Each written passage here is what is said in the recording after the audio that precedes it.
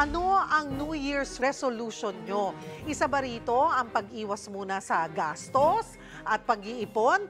Tamang-tama dahil tutulungan tayo ng pambansang wealth coach na si Chinky Tan. Magandang tanghali. In advance, Happy New Year sa iyo, Chinky. Ma'am Cheryl, maraming salamat at syempre na maligayang bagong taon sa inyo lahat. Sa hirap ngayon ng buhay, Chinky, sa dami ng challenges, the inflation, pag-usapan natin ang deserve ko ito mindset at retail therapy. Kailan lang ba dapat gumastos para sa mga wants? Wala namang problema na bumili. Ang tanong, mayroon ba kang pambili?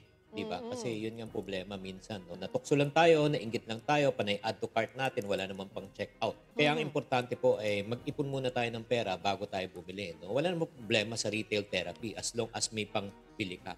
Ang problema kasi minsan, pagka bumibili tayo na wala tayong pera, imbis na magkaroon ng retail therapy, nagkakaroon tayo ng stress-related therapy. Pag tayo nangutang, tsaka tayo magbabayad, syempre, mai-stress ka na pag nagbabayad ka na. That is importante po. Again, save before you spend.